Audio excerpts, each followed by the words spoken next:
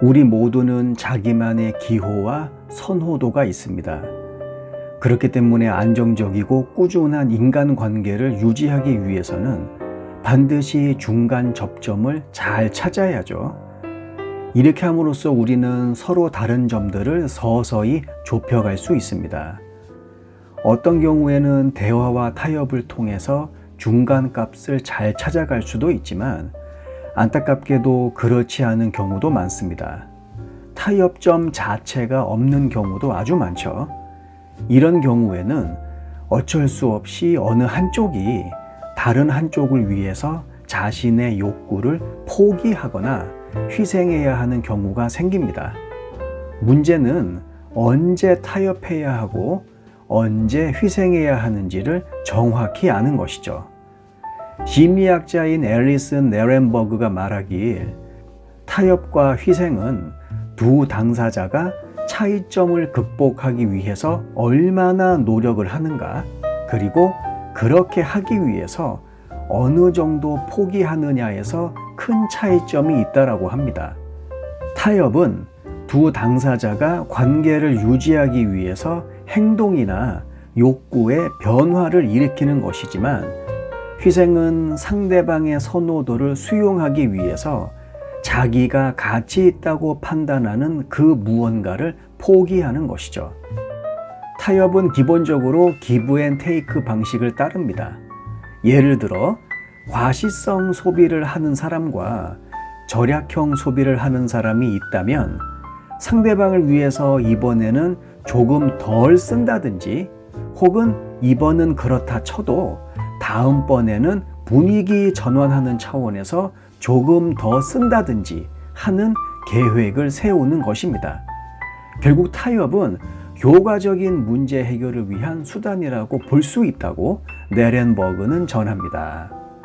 심리치료사인 엘리자베스 패드립 박사가 말하길 타협을 하는 과정에서 우리는 상대방에게 나의 욕구와 가치가 중요한 만큼 상대방의 욕구와 가치도 중요하다라는 메시지를 전달할 수 있고, 따라서 가능하면 서로의 욕구와 가치가 동등하게 고려되어야 한다는 메시지 또한 전달할 수 있기 때문에 타협은 둘의 관계가 얼마만큼 평등한지를 측정해 볼 수 있는 리트머스 테스트가 될 수 있다고 하죠. 희생은 이 점에서 차이가 있습니다. 희생은 자신의 가치보다 상대방의 가치를 더 중요하게 여기기 때문에 오로지 그 사람의 이익을 위해서만 이루어지는 것이죠. 최근의 연구가 보여주듯 실제로는 그렇지 않다 하더라도 파트너를 위해서 기꺼이 자기 자신을 희생하겠다라는 메시지만 전달되어도 강한 관계 충성도가 생기고 관계의 질이 상승한다라는 것을 알 수 있습니다. 하지만 여기서 중요한 점이 있습니다. 바로 이런 희생이 갈등을 피하는 목적에서 이루어지면 안 된다는 것이죠. 왜냐하면 갈등을 피하는 목적에서 희생이 이루어지면 어쩔 수 없이 쌍방이 아니라 어느 한쪽이 독박을 쓰는 경우가 왕왕 발생하기 때문입니다. 패드립 박사에 따르면 어느 한쪽이 계속해서 희생을 주구장창하다 보면 과연 상대방이 나를 아끼는지에 대한 의문점이 생기기 시작한다고 하죠. 그러면서 파트너를 만족시키기 위해서 자신의 가치를 소홀히 하게 되고 결국 자신의 정체성과 실질적 자아로부터 분리되기 시작한다고 합니다. 그렇다면 건강한 희생을 할 수 있는 방법은 무엇이냐? 관계 전문가인 칼리스토 아담스 박사에 따르면 우선 그런 희생이 관계에 도움이 되는지 아닌지를 먼저 판단하고 무엇보다 균형 잡힌 의사소통이 있어야 한다고 합니다. 즉, 일방적이 되어서는 안 된다라는 말이죠. 서로의 차이점이 잘 받아들여진 상황에서 상대방의 이익을 조금이라도 더 극대화시키고 싶다라는 마음에서 이루어진 희생이 건강한 희생이라는 것입니다. 이런 희생은 희생을 하는 사람으로 하여금 큰 만족감을 줄 가능성이 올라가죠. 최근의 연구를 봐도 상대방을 위한 나의 희생에서 오는 만족감은 남녀 관계에 매우 긍정적인 효과를 가져온다고 합니다. 반대로 내 것을 너무 포기해 가면서 이루어지는 희생은 매우 부정적인 결과를 낳죠. 특히 스트레스가 심한 상황에서 이루어지는 희생은 그 관계에 악영향을 미친다는 연구 결과도 있습니다. 따라서 어느 한쪽이 희생을 할 때 반드시 상대방이 이런 희생을 알고 있어야 한다고 합니다.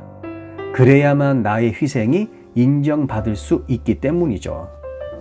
그리고 만약 자신의 희생이 인정을 못 받아서 서운한 감정이 생겼다. 그러면 그런 감정을 밖으로 끄집어내는 것이 현명하다고 전문가들은 조언하고 있습니다. 왜냐하면 그런 감정을 억누르는 것은 감정 소비로 이어지기 때문입니다.